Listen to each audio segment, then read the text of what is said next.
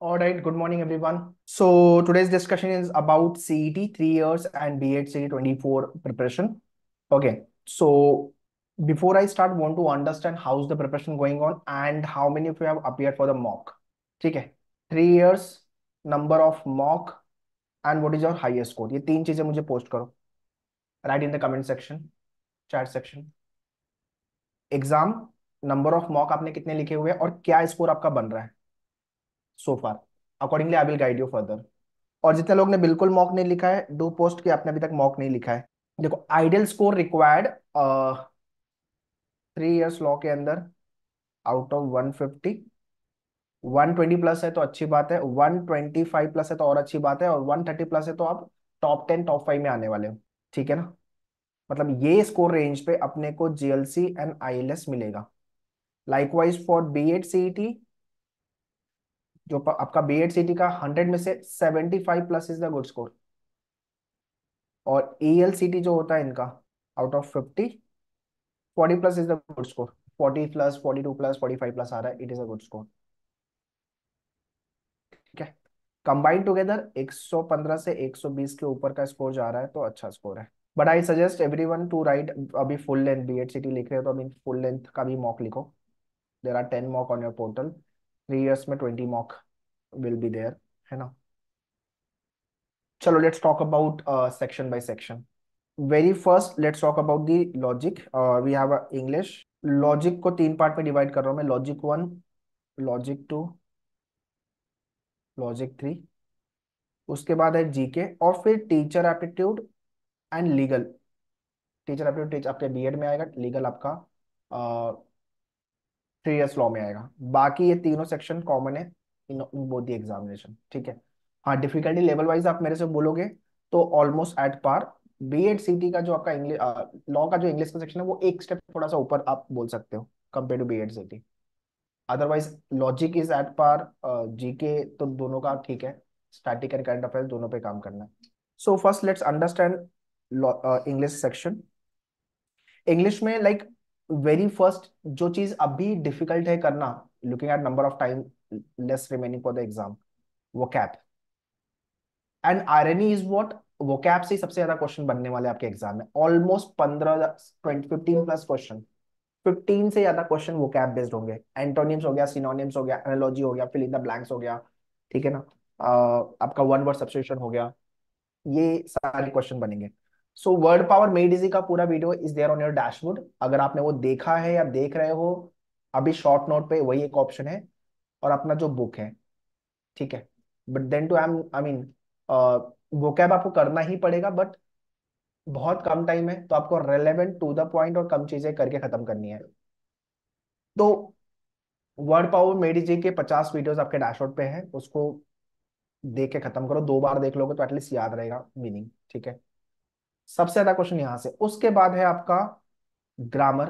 देखो, grammar easy है अगर रूल पता है तो आप रिटेक्शन, सेंटेंस इंप्रूवमेंट, सेंटेंस करेक्शन, ये सारी चीजें आप कर लोगे. इंग्लिश में सबसे बड़ा प्रॉब्लम है कि हमारे रीडिंग हैबिट नहीं है. सो प्रॉब्लम ये है कि अंडरस्टैंडिंग में प्रॉब्लम आती है, वोकैब वैसे ही हमारा अच्छा नहीं है, और ग्रामर में भी हम बहुत अच्छे नहीं है. अगर ये पूरी सिचुएशन है तो इंग्लिश अभी आप बोलोगे कि सर 15-20 दिन में, 25 दिनों में कैसे करूं, मतलब रीडिंग पे थोड़ा सा पेस बढ़ा दो.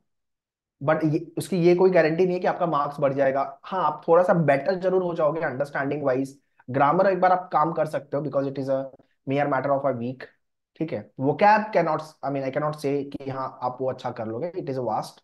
हाँ, अब पैराग्राफ जंबल हो गया आपका, एडीएम्स वाले क्वेश्चन हो गए, वो टाइप आप देख लो.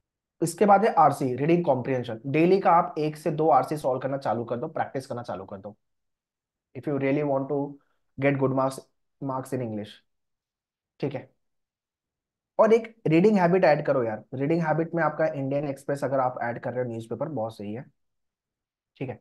In fact I would suggest exam वाले दिन भी, जिस दिन आपका एग्जाम है, सुबह सुबह रीडिंग करके, न्यूज़पेपर रीड करके जाना.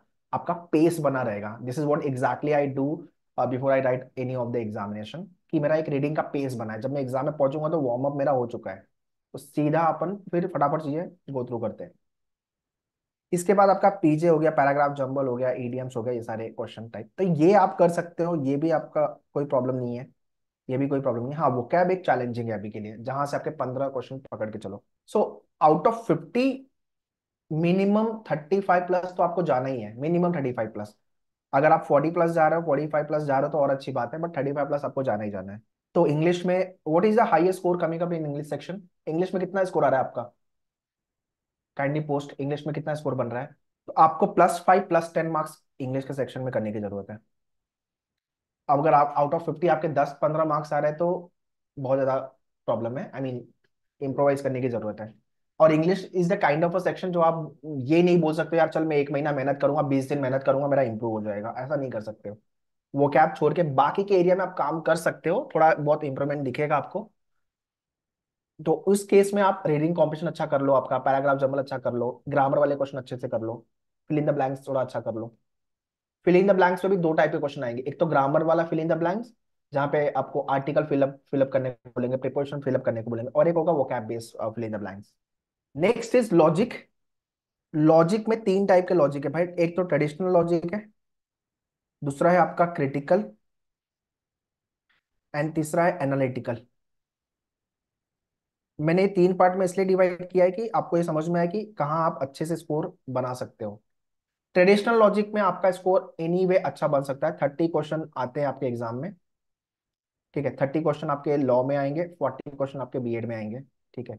सबसे ज्यादा क्वेश्चन यहाँ से बनेंगे ट्रेडिशनल लॉजिक। अभी ट्रेडिशनल लॉजिक जो है, आपके पास अगर मेन्योर का बुक ई बुक होगा तो उसके अंदर टॉपिक है आपके कोडिंग डिकोडिंग हो गया, अल्फाबेट टेस्ट हो गया, डायरेक्शन हो गया, रैंकिंग हो गया, ब्लड रिलेशन हो गया, है ना, सिलोजिज्म हो गया, इनइक्वालिटी हो गया आपका, इनपुट आउटपुट हो गया, ठीक है। क्लॉक एंड कैलेंडर देख लेना। उसके बाद थोड़ा क्यूब एंड डाइस के वीडियोस देख लो, और मिसिंग नंबर एनालॉजी क्लासिफिकेशन ये देख लो। ट्रेडिशनल लॉजिक में आपका मतलब 100% स्कोर बनना ही चाहिए, यहाँ पे कुछ भी गलत ना हो। सेट ऑफ जो 3 या 4 5 क्वेश्चन आते हैं वो टॉपिक भी लिख लो, जिसके अंदर से जिसका वेटेज सेट में आता है, जिसमें एक क्वेश्चन आएगा तो सेट में आएगा। पहला कोडिंग डिकोडिंग हो गया, अगर आएगा तो 3 4 क्वेश्चन एक साथ आ जाएंगे। दूसरा ब्लड रिलेशन का भी सेम चांस है, कभी कभी वन लाइनर भी आते हैं, बट कभी कभी फैमिली ट्री दे देता है। सिलोइज्म हो गया, इनइक्वालिटी हो गया, ये 4 टॉपिक हो गए, ठीक है। उसके बाद आपका इनपुट आउटपुट हो गया, 5वां topic, and number and letter series, 6वां। ये 6 टॉपिक, ये 6 टॉपिक से अगर क्वेश्चन बने तो चंक में बनेंगे, 3 4 क्वेश्चन एक साथ आएंगे। अब क्रिटिकल के अंदर जो सबसे ज्यादा क्वेश्चन बनेंगे आपके, वो बनेंगे आपके आर्ग्यूमेंट से, कंक्लूजन से, अजम्पशन से, इन्फरेंस। ये 4 टॉपिक बहुत ही हॉट टॉपिक है, मतलब यहाँ से क्वेश्चन बनना ही बनना है। इसका वेटेज ओवरऑल एग्जाम में 2 से 3 क्वेश्चन आप बोल सकते हो क्रिटिकल का, पर बहुत सारी जनता छोड़ देगी इसको, तो आप थोड़ा करके रखो। और इसके अंदर 2 टॉपिक और है, course of action, cause and effect. ये आया तो आया, नहीं तो फिर नहीं आया, ऐसा है। पर यहाँ से तो फॉर श्योर क्वेश्चन बनेंगे। Analytical arrangement, you can expect around 8 to 10 question, ये 15 क्वेश्चन भी बन सकता है। और इसके अंदर आपके लीनियर, सर्कुलर और डिस्ट्रीब्यूशन, जिसको मैट्रिक्स अरेंजमेंट बोलते हैं, ये 3 एरिया ज्यादा इंपॉर्टेंट है, यहाँ से आपके क्वेश्चन बनने के चांसेस रहेंगे। What is the highest score coming up in logical reasoning out of आपका लॉ 3 इयर्स में 30 क्वेश्चन आते हैं, और 40 क्वेश्चन आपके टीचर आई मीन बीएड में आएंगे। What is the highest score coming? यार out of 30 in law and out of 14 teacher aptitude, यहाँ पे आपका 25 प्लस मुझे चाहिए, और यहाँ पे आपका 35 प्लस मुझे चाहिए, बिकॉज ये स्कोरिंग एरिया है और यहाँ पे अपना मार्क्स बनेगा। इट इज ओके 5 मार्क्स ऊपर नीचे हो रहे हैं आपके, बट ये टारगेट करो कि यार यहाँ पे तो कुछ नहीं छूटे, और यहाँ पे भी कुछ नहीं छूटे, और यहाँ पे भी मेजर चीजें अपनी कवर हो, एक आध 2 क्वेश्चन 3 क्वेश्चन में प्रॉब्लम आए तो ठीक है। तो लॉजिक के सारे चीजें अच्छे से कर लो, है ना। अब इसके बाद है जीके। दोनों एग्जाम, अच्छा 3 इयर्स में 40 आएंगे, इसमें 30 आएगा बीएड के अंदर। Now it is a vast area. What is the highest score coming in the GK? देखो GK, I can understand it is a vast area and it is unpredicted area, कि कुछ भी आ सकता है, ठीक है। तो अपने को पहले स्टैटिक, देखो स्टैटिक और करंट अफेयर्स आप ऐसा बोल सकते हो कि लास्ट ईयर तो ये वेटेज ज्यादा था स्टैटिक का compare to current affairs, but you never know, 50-50 भी पूछ सकते हैं।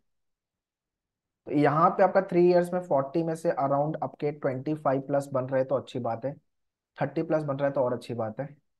बीएड के अंदर आउट ऑफ 30 अगर आपका 20 प्लस बन रहा है तो अच्छी बात है। सी जीके के अंदर सबसे पहला आपका स्टैटिक जीके पे फोकस करो, ज्यादा करके पॉलिटी वाले क्वेश्चन एग्जाम में लास्ट 2 साल से आ रहे हैं। ठीक है, वो हिस्ट्री ज्योग्राफी हो गया आपका, and followed by your economic. उसके बाद जो अवार्ड है आपके, ठीक है वो, एंड बुक्स एंड ऑथर वाले क्वेश्चन। लाइकवाइज करंट अफेयर्स के लास्ट 6 मंथ का जीके मेनली तो आपको पता होना चाहिए। एग्जाम अपना मार्च में, फैब में अपनी इस मंथ में पेपर बन चुका होगा, तो जनवरी तक का डेटा पता होना चाहिए। अगस्त सितंबर अक्टूबर नवंबर दिसंबर जैन, ये 6 महीने का करंट अफेयर्स पता होना चाहिए। ठीक है। बाकी जीके में देखो सर्टेनिटी नहीं है कि यहाँ पे आपका स्कोर बढ़ रहा है तो बड़ी बात है। अदरवाइज यहाँ स्कोर बनाना थोड़ा डिफिकल्ट है, बिकॉज एरिया बहुत वास्ट है और बहुत अनसर्टेन क्वेश्चन है। टॉपिक फिक्स फिक्स है बट एरिया वास्ट है। उसके बाद आगे आपका टीचर एप्टीट्यूड एंड लीगल, ये है 40 आपका, और नहीं ये दोनों 30-30 है। तो यार ये जो सेक्शन है ना, टीचर एप्टीट्यूड तो बहुत ही हलवा सेक्शन है, और लीगल का भी सेम ही टाइप है। बट लीगल में लास्ट ईयर उन्होंने एक जीके वाले क्वेश्चन भी ऐड किए थे, जो स्टैटिक जीके, तो थोड़ा सा डिफिकल्ट हो गया था। It is more of a GK based question rather than the legal GK sort of आप बोल सकते हो। ठीक है। तो यहाँ पे आपके इसमें तो फॉर श्योर 25+ बनेंगे। Right all the mock of मेन्यूअर। ठीक है, direct question last year exam में आपके मॉक से आए हुए थे, और जो टीचर्स अपने लेक्चर्स हुए उसके जो क्वेश्चन है वो भी अच्छे से गो थ्रू कर लेना। डायरेक्ट क्वेश्चन बनेंगे। और यहाँ पे भी भाई 25+ एटलीस्ट अपना बनना चाहिए। ठीक है। दूसरा मॉक यार लिखना बहुत जरूरी है। अगर आपको लग रहा है कि मेरा थोड़ा मॉक में और लास्ट में लिखूंगा, या पूरी पूरी पढ़ाई हो जाएगी तो मैं मॉक लिखूंगा, ये गलतियां हैं, ये गलती मत करो। हर साल thousand of aspirant do the same mistakes, और उनके साथ भी वही होता है कि एग्जाम के पहले लिखेंगे कुछ दिन पहले, और रियल एग्जाम में मिस्टेक करते हैं। तो that is why I suggest, अगर मॉक नहीं लिखा है तो लिखना चालू कर दो। ठीक है। एटलीस्ट 10 मॉक तो कम से कम लिखना है आपको। उसके ऊपर लिख रहे हैं तो और अच्छी बात है, बट 10 मॉक तो लिखो। आपके बीएड में 10 मॉक है, 20 मॉक 3 इयर्स में कंप्लीट करो। एंड पेपर को राउंड वाइज अटेम्प्ट करो। से इंग्लिश हो गया राउंड 1 राउंड 2 राउंड 3, है ना। इजी वाले राउंड 1, मॉडरेट वाले राउंड 2, डिफिकल्ट वाले राउंड 3। लॉजिक के अंदर round 1 round 2 round 3, again easy वाले ट्रेडिशनल वाले पहले, फिर आपका अरेंजमेंट एंड क्रिटिकल वाला पार्ट मॉडरेट, एंड जो बचे हुए डिफिकल्ट क्वेश्चन है वो लास्ट में। तो राउंड 3 वो टाइप है जहां पे वैसे भी आप छोड़ने वाले थे क्वेश्चन, या तो आपको नहीं आ रहा, वो टफ है, तो उसको आप एनी वे सीटी में नेगेटिव मार्क ही नहीं है, मार्क करके आगे बढ़ोगे, तुक्का मटका जो भी है। GK round 1 and round 2, likewise legal and teacher aptitude round 1 round 2। इसको 2 राउंड में सॉल्व किया बहुत हो गया। राउंड 1 में डुएबल, और राउंड 2 में मॉडरेट टू डिफिकल्ट। आप पेपर को अगर राउंड में अटेम्प्ट कर रहे हो, मतलब आपने पूरे पेपर को तोड़ दिया सेक्शन वाइज, और सेक्शन को आपने राउंड में तोड़ दिया। जब चीजें एकदम स्मॉल स्मॉल पेस में होगी तो आप डुएबल लगेगी, आपको मजा भी आएगा करने में। अच्छा मैंने इतना कर लिया वापस, मतलब राउंड 1 में आपने पूरे के पूरे क्वेश्चन देख लिए, 50 क्वेश्चन इंग्लिश के। उसमें से जो डुएबल थे वो अपने करते गए फटाफट राउंड 1 में, और राउंड 2 में फिर, और आपको ये भी समझ में आ गया कि पेपर का डिफिकल्टी लेवल क्या है ओवरऑल सेक्शन का। फिर राउंड 2 में जो आपको लग रहा था हाँ ये क्वेश्चन बन सकता था, टाइम देके वो बनाओगे, और लास्ट में वो जो वैसे भी आप छोड़ने वाले थे। So that is what the benefit of solving question in terms of round. Also order of attempt आप डिसाइड कर लो। मतलब फॉर एग्जांपल मुझे पहले इंग्लिश जीके अटेंड करना है, फिर सेकंड पे मैंने इंग्लिश को डाल दिया, थर्ड पे मैंने logic, third and fourth logic, या फिर थर्ड एंड फोर्थ आपका लीगल एंड टीचर एप्टीट्यूड, जो भी है आप डिसाइड कर लो। सो ऑर्डर ऑफ अटेम्प्ट जब आप मॉक लिख रहे हो उसको फिक्स करो, एंड जो ऑर्डर ऑफ अटेम्प्ट आपको कन्वीनियंट लग रहा है, जहां स्कोर आपका बन रहा है ना, आप वो फॉलो करो। मतलब that is a suitable strategy for you. So don't follow any one strategy, don't follow my strategy. The strategy which is working for you, giving you the good marks, go for it. So इतना काम अपने को। अभी आपका जो exam है that is around 14-15 days for B Ed, fourth and fifth, fourth को I think, और आपका लाइकवाइज 12 तारीख को आपका, मतलब अराउंड 10-20+ डेज लॉ 3 इयर्स के लिए। तो टाइम अब कम बचा हुआ है, फुल फ्लैज में लग जाओ। नेक्स्ट वीक तक आई एम होपिंग कि एडमिट कार्ड भी रिलीज करना चालू कर देंगे। चलो that's all for today session guys. Revision जितने अपने लेक्चर्स हुए उसको गो थ्रू कर लो, that's all. I mean revision भी उस टॉपिक का करो जो आपको, एक दो तरीके से रिवीजन होता है। एक तो जो टॉपिक मेरे अच्छे हैं उसको मैं कम टाइम देके फटाफट सही करूँ, जो टॉपिक मेरे अच्छे नहीं है, ओके ओके है, उसको थोड़ा ज्यादा टाइम देकर उसको बेहतर करूँ, ताकि मैं एग्जाम में वो टॉपिक को मैनेज कर सकूँ, और जहां पे मेरा अच्छा है वहां उसको मैं फोड़ू एग्जाम में। This is how you should revise. चलो let's stop the session here, and do well for next remaining days. जो जो मैंने बताया हुआ है उसको फॉलो करो अच्छे से। All the best, next remaining days फोड़ो, अच्छा करो। ठीक है।